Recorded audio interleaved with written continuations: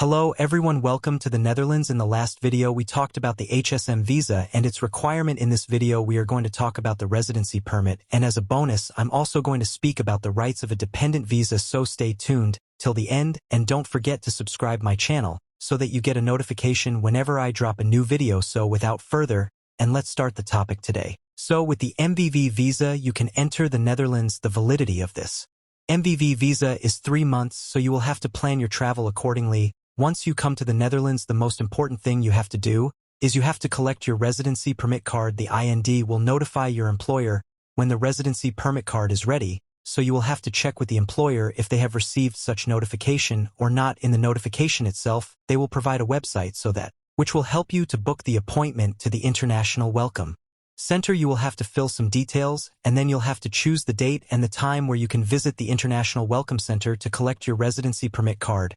Once you book the appointment, you will receive a confirmation email with a QR code.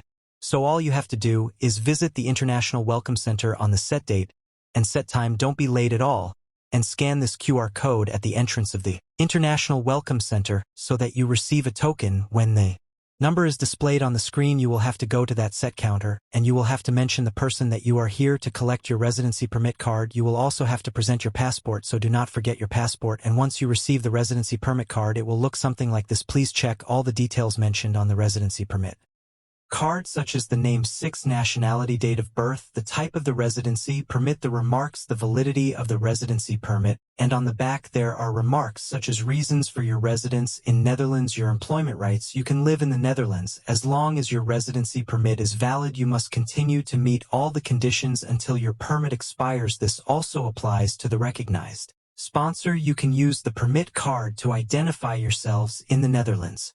You can stay up to 90 out of 180 days in another Schengen country, for example holiday, but don't forget to carry the passport. You are legally required to notify the IND of any changes that may affect your residency permit.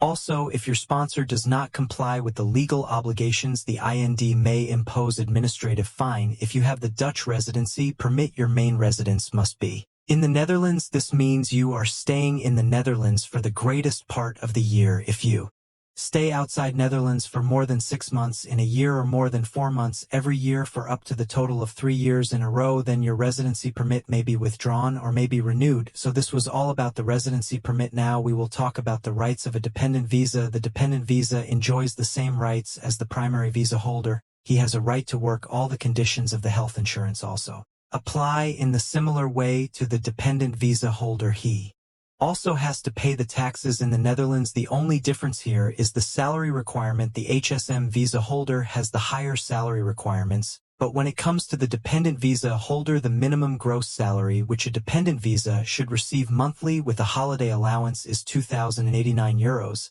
and without the holiday allowance is 1,934 euros. So I hope this video was informative, and in the next sessions I will be also covering about the BSN, how you can find the accommodation in the Netherlands.